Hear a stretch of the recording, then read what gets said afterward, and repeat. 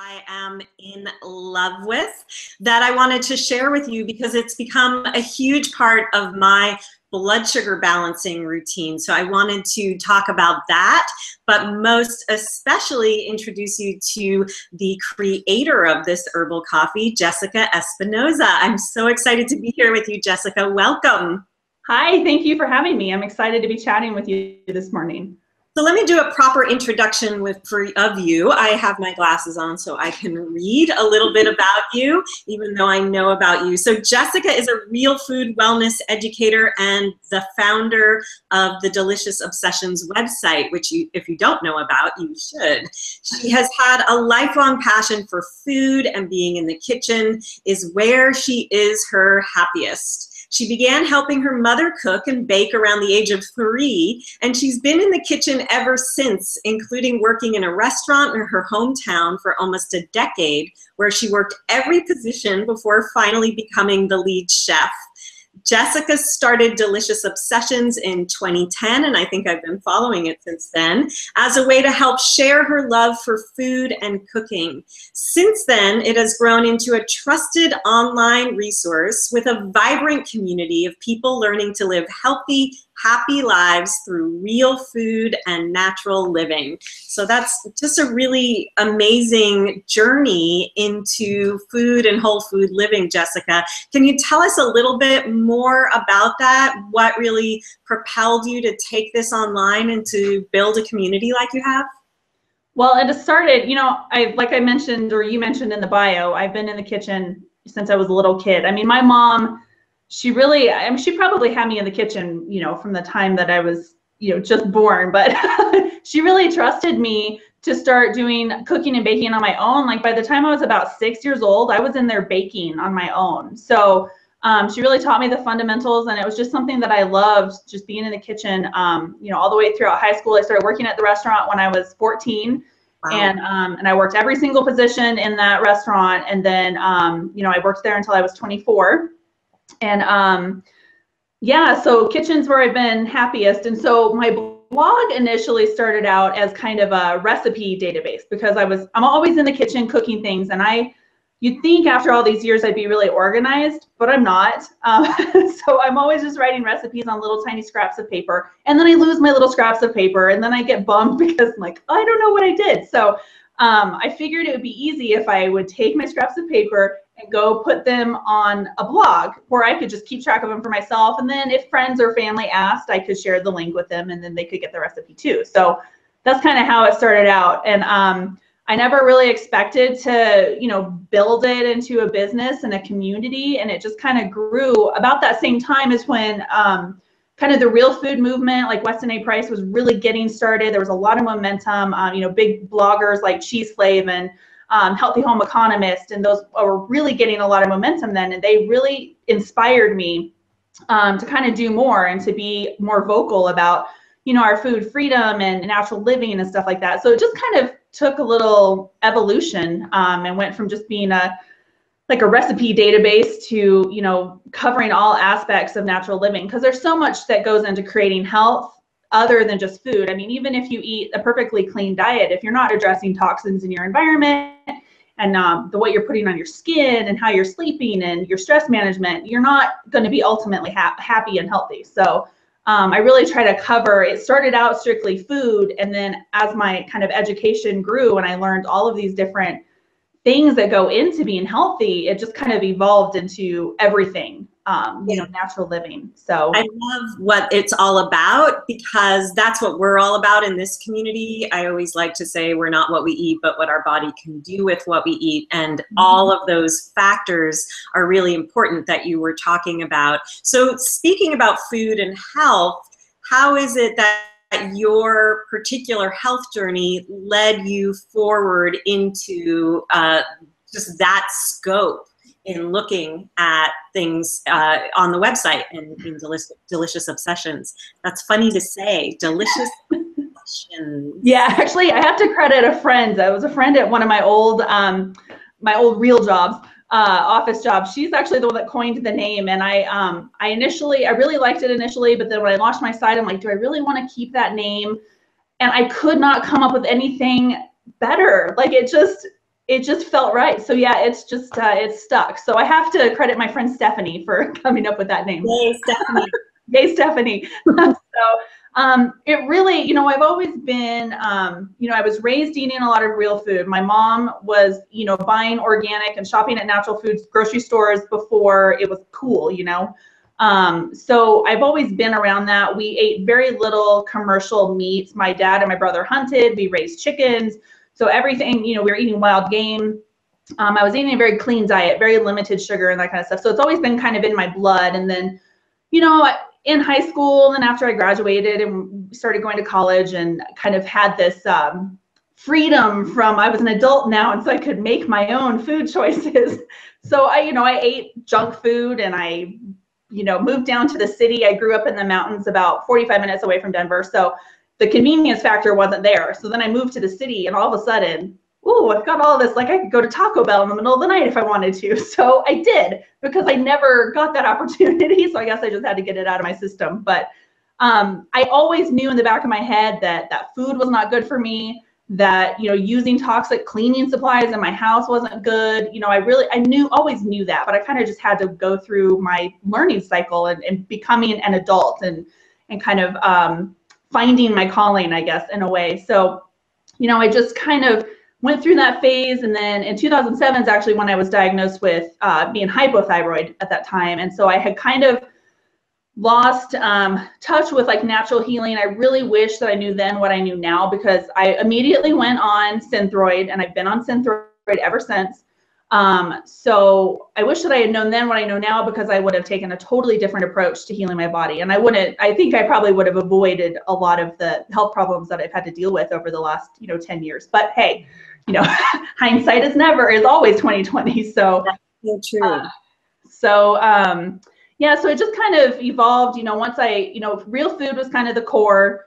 And then I learned, to really look at what I was putting on my skin. Like I was looking at my skincare products, and I was using, just your commercial lotions and your body washes and, your traditional shampoos and all of that. And so I really just kind of started eliminating things one at a time. And I've never had a lot of skin problems, but I just felt better. I knew that even though I was maybe not noticing dramatic results, that I was doing something really good for my body. So the long-term results of eliminating those toxins and chemicals from my skin was going to pay off. So, and then it just kind of evolved from there. I got more conscientious about what I used to clean my counters and my bathrooms and stuff like that. So it just kind of snowballed. You do one little thing, and then you want to do more, and you want to do more. And so it kind of evolved. Especially when you start feeling better. So I have Hashimoto's, so hypothyroidism as well, autoimmune hypothyroidism. And I love what you're talking about, because you're talking about a multi-tiered approach. And that brings me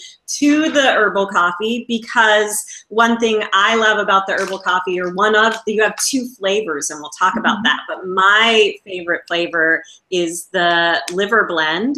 And this is the season to be focusing on our liver, but also our ability to handle all those toxins is in part due to our liver. The other thing you were talking about is you didn't have skin issues, but you knew you were feeling better. And there are two things that I think are really important in that regard. And one of them, I'm always talking about backing it up. So those of us with autoimmune conditions, we may not feel like we have digestive issues, but we do. That's part of the root cause of that autoimmune expression or of any chronic illness. So we always have to be focusing on our digestive health. That means focusing on our liver health. The other component for me is focusing on blood sugar. And I think that people don't necessarily know they have blood sugar issues because they're not feeling typical blood sugar reactions. And blood sugar is really complex, and it's at the root of all hormone issues, so many complex issues that we're experiencing, and I think we tend to overlook it. And because we're moving into blood sugar consciousness realm here in the Replenish community as we move toward the even keel class, I really wanted to talk about what I do to manage my blood sugar. But first, before we do that, let's talk about the herbal coffee blends, and I'm going to put mine up there on screen again, and why you created these. I wonder if it comes out backwards like it does on my screen. No, it looks normal. Yep. Great. So I love this stuff, and I found it on Etsy. So tell us about its creation, what is in it, and why you created it, and also where to get it. And then we can talk a little bit about how we use it. Okay, awesome. So the coffees actually came out as or developed out of more of my own health journey. So I was in 2007 diagnosed as hypothyroid, and that was before I ever knew anything about gut health, about autoimmune. I didn't even know that there was something called Hashimoto's. I just had no idea. So in 2012, I kind of started feeling like, okay, maybe this is more than, and I wasn't having what I thought was digestive issues. I really didn't know anything about Hashimoto's until 2012. I'd maybe heard it talked about, but I just kind of started feeling like, all right, I think I maybe need to do more to help my body heal or to, support it. And I think around that same time is when my husband and I really started realizing like, hey, we do want to have a family. And so I know, conceiving when you're hypothyroid is often a struggle anyways. So that goes into a whole different thing. I'll try not to get off on a tangent. I'll save that for another Google Hangout. Okay. I know. So I decided that I needed to do more. So I decided to go to the doctor. I was on the Stop the Thyroid Madness site, which I was reading that front to back, and they have that great list of recommended lab work. So I just made my list, took it into the doctor, said, this is what I want you to run. There was a little pushback from them, but he did it. And so my antibody levels were off the charts. So the top of the reference range is 1,000 for the lab that did mine. Mine were so far above 1,000 that, there was no number for me. So and I would say that, above 4 or 5 is, we don't want to be there. Yeah. Producing antibodies, just to put that in context. Yeah. Both in relation to the lab ranges and to how high your antibody production was when you were diagnosed with hypothyroidism without that being looked at. Mm-hmm. It very well was probably autoimmune at the time. And it wasn't until 2010 to 2011, I was really struggling with anxiety. I had a couple of really severe panic attacks. The worst panic attacks ever. I was certain I was dying. I almost had my husband take me to the ER because I was pretty sure I was going to die. And one time it was so bad even that the doctor hooked me up we did EKGs both times after I had it. My heart was fine. Everything was fine. But they hooked me up to this monitor that I had to wear for 24 hours. And then I had to go back in the next day, and it pulls off a report that just shows, essentially all your heart function and everything that's going on in your body for that day. So, and everything was fine. So it was strictly anxiety. But I think 2010 is really when my Hashimoto's kicked in, because you have a lot of that, at least initially, some of that swing between hyper and hypo. And I think I was swinging into hyper, and my mind, I'm a hypochondriac anyways. So my mind would just start racing, and then, oh boy. I would never wish. That's so common. That's so common with people who have Hashimoto's, with hypothyroidism, to have a brain connection, brain fog, anxiety, depression. So what you're experiencing is really classic, but the way you really took it on, and like you said, wanted more and more and more, and were researching and implementing things in your life, is really to be applauded, and is something that I know my community and your community do. There are more people like this, taking their health into their own hands like this. You have to. You can't rely on going to your doctor and getting quality information, first of all, but our healthcare system's not healthcare, it's sick care. So I am very thankful that we have the medical systems that we do, because if I'm in a car accident, they're going to do everything they can to save my life. Absolutely. But if I'm looking at trying to save my life long term, I have to be responsible for that. So you have to think chronic versus acute. Exactly. So what we're talking about are managing chronic health conditions. And that's why there's so many ways we can do this deliciously. I kind of love that the site is Delicious Obsessions, because those of us committed to our health are somewhat obsessed with finding ways to do it in a way that feels manageable and ultimately delicious.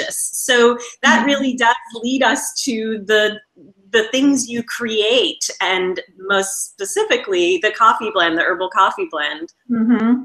So yeah, so one of the things immediately after I got my diagnosis, one of the things my NTP said was you need to stop drinking coffee. So I never drank coffee for the caffeine buzz. It never really affected me. I always kind of joked that I was one of those people that could probably drink a 6-pack of Mountain Dew and go straight to sleep. But for me, coffee was a comfort thing.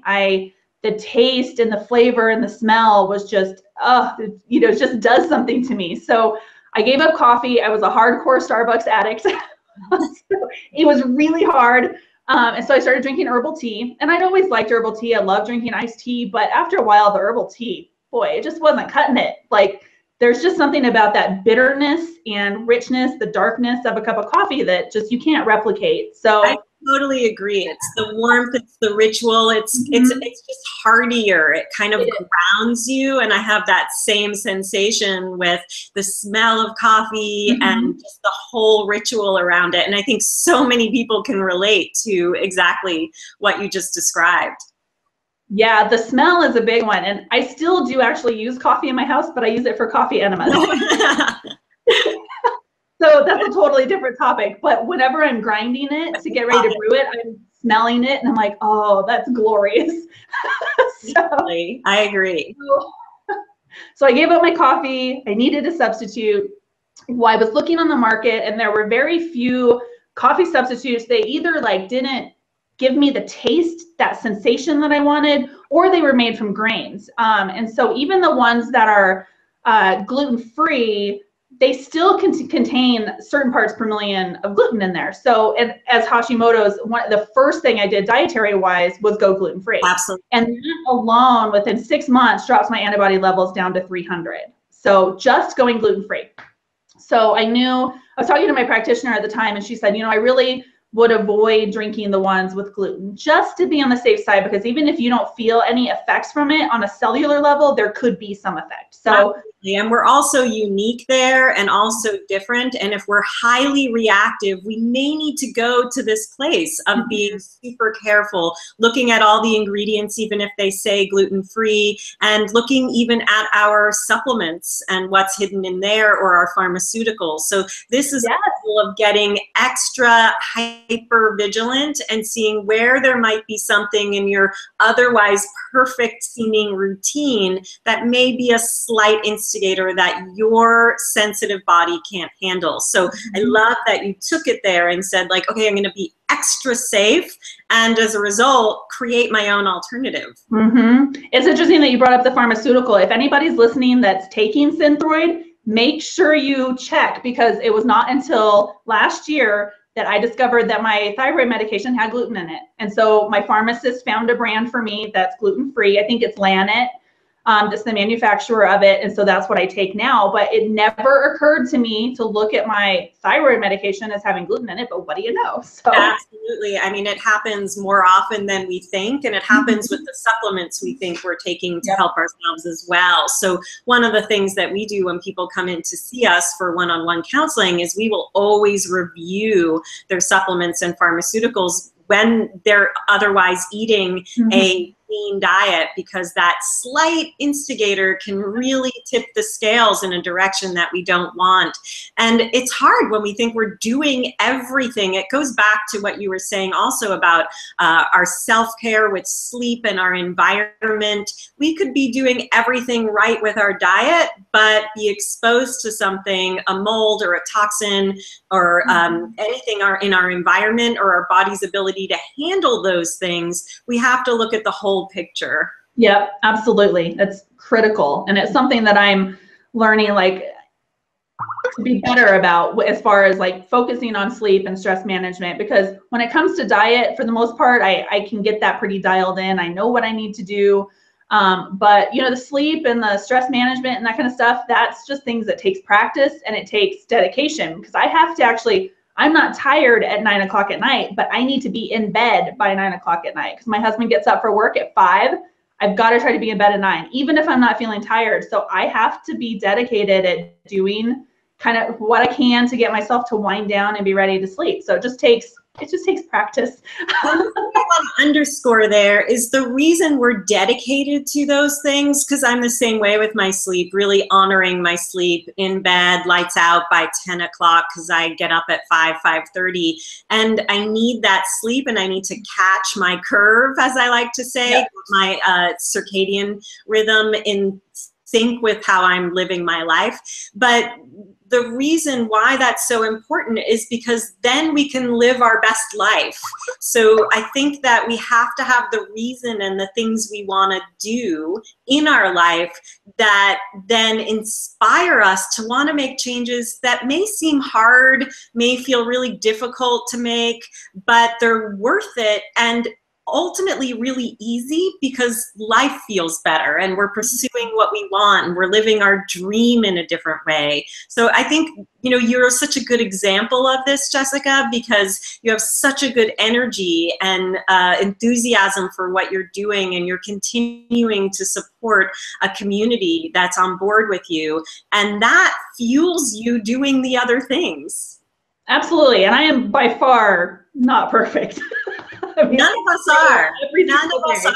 It's always, you know, it's like that for sure. So you loved the smell of coffee and you couldn't have the substitutes out there. Mm-hmm. So you went towards creating your own. What inspired you regarding the ingredients and how it would be even brewed? We were talking a little bit before we went on air about the best brewing method. So what inspired you to put together these two particular blends that you've created? Well, I started initially, the Clean Living blend is just a blend of chicory, roasted chicory, roasted dandelion, and roasted carob. And so I really just started playing around. You know, chicory has been used as a coffee substitute for hundreds and hundreds of years. So, and even in herbalism, they've been used as medicinal herbs and also just as a, you know, coffee substitute as well. So I started kind of with those, and I just started playing with ratios that gave me as close to that taste sensation that I wanted. And then I just started, and this was several years ago, so I just started doing it in little teeny batches just for myself, kind of experimenting. And then, so I started out with that one. And then you were speaking about the liver. So one thing that I'm really focusing on for 2015 is liver support. And that kind of started a couple of years ago with kind of trying to be nicer to my liver. I didn't know at the time exactly how important your liver is to everything, but it's become more clear to me. You know, I've been on synthetic hormone for almost 10 years now. All of that gets stored in your liver. And so having autoimmune issues, your detox pathways are already sluggish. You're already fighting an uphill battle. So anything we can do to kind of support that, that detox pathway and kind of help your liver do its job better is what we need to do. So I added into the Happy Liver blend, the one that you like, the milk thistle seed and burdock root. So both of those have been used for liver support for a long time. Especially milk thistle seed in the herbal community. I mean, you well know that milk thistle is one of the best liver support herbs out there. So those are two of the herbs that in the liver cleanses that I used to lead were key ingredients. And now I can basically have my coffee and drink it too, because I get my milk thistle and I get my burdock, and I can get them on a daily basis in something that's totally delicious to drink. Yeah, you have some satisfaction with it rather than just popping some capsules or, you know, drinking a little bit of tea or something like that. So yeah, absolutely. And that's one of the reasons that I added it in. And I didn't know how it was going to taste when you add some weird stuff like that in, but I started experimenting with it, and then I thought it tasted really good. And so I was like, well, I probably should get some other people's opinions. So my mom started drinking it and just totally loved it. And people just started asking, hey, can you just make this for me? So when I started creating these for myself, I never even thought about selling them. I was just doing something that was helping me cope with that loss of coffee. So, right. So yeah, then I just, you know, my friends and my family just kind of encouraged me, like, hey, just set up a little shop and sell your blends if you're getting inquiries from readers.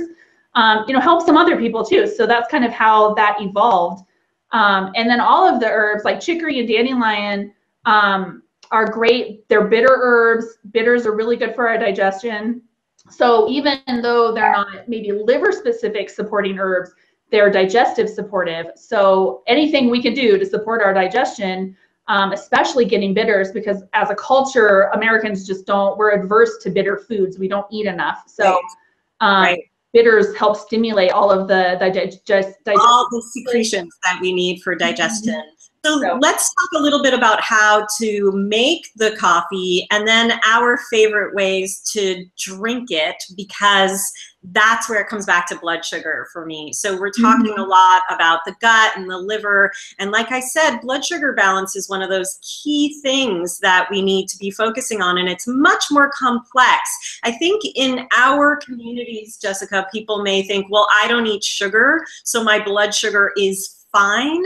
And that's not the case. And sometimes we have to go in much deeper and understand what's happening at a cellular level to understand what blood sugar means for our particular body. And I find that a lot of people are surprised there. But that blood sugar balance, just like going to sleep on time, is part of what I consider creating a cradle for our healing to occur. So to back it up and look at how we make it, I was telling you that I like to decoct mine. So I don't measure, I'm not a good measurer, but I just pour some in a mason jar in the morning when I'm getting everything ready for my son and getting, out for the day. And I pour hot water on top of it. And then I let it sit like that for, it might end up being an hour or two before I make an elixir, which we'll talk about in a moment. But you have a stovetop way of doing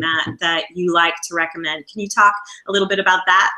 Sure. I have three methods that I've always done the stovetop method. So my stovetop method is, and the reason that I chose to do my stovetop method actually is because I like to make it by the half gallon, so that I have it, I just store it in the fridge and I have it whenever I'm ready. So the root herbs, really, it's not an instant product. So a lot of people think that they can just toss it in their coffee maker and make it like you would regular coffee, but you can't. It's all just 100% root herbs, and the root herbs actually need a little time soaking in hot water in order to extract all of the beneficial constituents from it and to get the best flavor. So I just bring a half a gallon of water to boil in one of my soup pots. And then I add in, once it's boiling, I add in my, my coffee and I cover it, reduce the heat to low, and then I let it simmer for usually about 30 minutes. But sometimes if I get busy, then it's like an hour and I come back and check on it. And it makes a really, really strong brew. So you could go anywhere from 10 minutes. In herbal, if you're reading any herb books or on herbal sites, they'll say usually 20 to 30 minutes for the best decocting time. But 10 minutes to however long you want to go. So the flavor will develop more the longer you let it go. And then I just let it cool. I strain off the herbs and then I store it in the fridge. And that way I have it ready. And then if it gets too strong, you can always add just a little bit of water or a little bit of milk or cream or whatever you're using to just kind of water it down a little bit. But you can also use a tea ball. I have customers who have come back and say they just use their little regular tea ball. And then French press method is also really popular. So they do similar to what you do. They just dump it in their French press, add the hot water, let it sit there, and then they strain it off. Exactly. I thought about that, but then this just seems so easy, because what I do is I then just pour it through a strainer into whatever I'm blending it with. And it just, I tend to be a cheater when it comes to making things, just because I'm so busy and doing so many things that I always think, like, what's the fastest method? And at first I found, I was reading your method, your stovetop method, and I realized I wasn't making it because I couldn't keep my eye on the stove. And so that's where I started to come up with, what's the way that I can do this to make this easy and still get the thing I like that is actually offering benefits. So what I do then, and you have some great recipes, but what I do is I tend to, first of all, sometimes I will add other herbs to this. I might add powdered herbal into my decoction. Depends what I'm working on with my own body at that time, but I might add a little bit of something in there, just a little bit, because the flavor is so good and you've worked so hard on developing flavor. That's awesome though. Customize it, make it work for you. Exactly. And then I will strain it into my NutriBullet, and I will add ingredients into there to make it creamy and flavorful. So for me, what I like to add is a little ghee and some coconut oil, maybe a little stevia, some cinnamon. Sometimes I'll add a little raw cacao, and I just blend that up, and that becomes that drink that we're talking about that we all love to have in the morning, that's creamy and delicious. And for me, it also acts as a way to carry me in those moments between meals where I may need a little blood sugar support because I'm on the go so much. On the go, sitting in the same place. That's my life. No, that's my life too. Going online. Traveling the globe from one spot. Yep. So that's what I do, and it's just delicious. I love it. And I'm wondering if you can share one of your favorite recipes using one of the blends or either one, and then let us know where everybody can find this deliciousness. Sure. I actually do similar to you. So sometimes I'll alternate between drinking it without any kind of cream or anything in it. I like to put coconut milk or coconut cream in there. But I've been drinking it black, and I don't know if it's a seasonal thing for me, but I've been drinking it just iced black, which is a little bit of stevia. Sometimes I'll add a little bit of vanilla extract or almond extract in there to get a little flavor, but I think it might be the warm weather. I'm not wanting the heaviness of the coconut oil or the coconut milk in there. So it's actually right on, like it's liver time. That sounds perfect. Reduce our fat a little bit. Spring's always a little funny here in Portland because it still feels like winter. And so always this slow transition into that lighter time, but that sounds perfect for this time of year. Yeah, it's great. It's so versatile. I tell people you really can use it the same way you would use regular coffee. So you can drink it hot, you can drink it iced, or you can drink it frozen. So I like to just toss some like in the afternoon after I go for my walk and I come back, and I kind of need that little carry over before dinner. So I'll put it in the in my blender with some ice and maybe a little bit of coconut milk, a little bit of stevia, vanilla and almond. Those are my two favorite flavors. So I'll add those in. I whiz it up until it's really smooth, like a frappuccino, and then drink that in the afternoon. And so that satiates me. It gives me that feeling like I'm getting something really decadent and special, but it's actually good for me. So they're super easy. You can customize it, use any flavors you want. If you are using sweeteners, maple syrup tastes great in it. But I try to stick to the stevia. The stevia doesn't seem to mess with my blood sugar or anything, so I just stick with that. But you really can just customize it however you want, however you would use regular coffee. And that's perfect. You know, some people, when it comes to sweeteners, can't do stevia, but they can do raw honey or maple syrup. Like Jessica's saying, just do what works for you. I also use stevia. I don't use the higher glycemic sweeteners. That's my body's personal preference. So that works for me. And I found it, you know, I was already following you on your blog and your website and was a fan. And then I sometimes go on Etsy and kind of look around for what people are doing in the alternative real food health world, what kind of handcrafted artisanal goodies there might be out there. And I found my way to your coffee blend. Amazing. And then I was like, Jessica, let's talk about this. So tell us, is that the one place people can go, and how do they find you on Etsy? Yes, so right now I'm selling on Etsy, and I actually have my own site, my own shop site is in the middle of being developed, and we are hoping to launch next Monday. So this week we're testing and kind of working out those last little bugs, but hopefully by Monday of next week, which I think, looking at my calendar, that would be the 20th of April. So hopefully that'll be up and live too. So you'll be able to buy in both places. I'm going to keep my Etsy shop open as well. So yeah, you could just go, I've got links on my site directly to my Etsy shop, or if you just go to Etsy and type in Delicious Obsessions, you'll find me that way. Or you can search for herbal coffee, you'll find me that way. I have my 2 blends, and then I've got a bunch of different size options on there as well. So pretty much everything. Yeah, ETSY, and then search on Etsy if people aren't familiar with the site for Delicious Obsessions, or go to deliciousobsessions.com which you'll want to do anyway because you want to be following Jessica's work. And I just want to say a final thing about blood sugar on my end, and then any thoughts you have to add about blood sugar, Jessica, would be great in closing.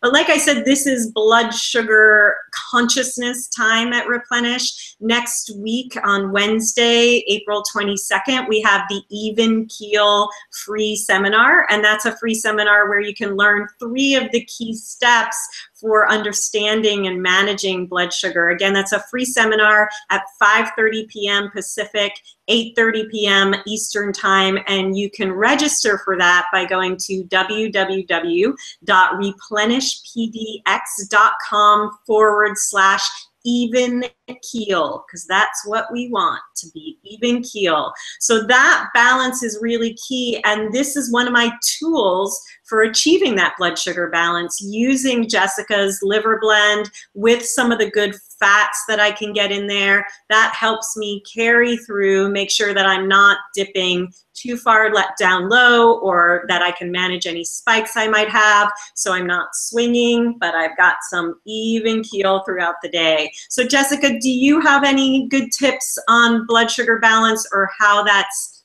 helped you in your healing journey? Well, I think that, you know, I never knew until 2012 the importance of blood sugar. You know, we all think about blood sugar and we think about diabetes, but we don't really think about how our blood sugar affects our overall health. And whenever you're dealing with thyroid and adrenal issues, your blood sugar goes right in hand. Our whole endocrine system is this really intricate, exactly, like if one is messed up, then the other 2 are going to be messed up, pretty much regardless. So it's really, really important for people to understand that even though they may not feel like they've got the blood sugar issues, that they may have some stuff going on. And ultimately, part of healing your body, fundamentally, we have to reduce our stress on our body. So anytime your blood sugar is out of whack, whether it be too high or too low, you're putting unnecessary stress on your adrenals. And so you just want to keep that even keel. There's going to be some fluctuation naturally throughout the day. Yep. But really just focusing on eliminating those things that really spike your blood sugar up and then leave you crashing, and keep that kind of even. You don't want this all the time, which is what a lot of people are doing, even though they don't realize it. So yeah, just focus on diet and stress. I mean, your stress can alter your blood sugar regardless of what you're eating. So absolutely. And your cellular receptivity, there's a lot going on in there when it comes to blood sugar. And I encourage everybody to pay heed to what's happening with your particular blood sugar. And that's exactly what we're going to be moving into with Even Keel. So again, it's replenishpdx.com/even keel. And to help keep your blood sugar in balance, make sure to go to Jessica's site, DeliciousObsessions.com, and go to Etsy and look for Delicious Obsessions. But it sounds like soon we can just go to your website and find our way to coffee from there. Yes. Awesome. Jessica, thank you so much. What a joy to spend time with you. I could spend all day talking to you. Oh, thank you. The feeling is totally mutual.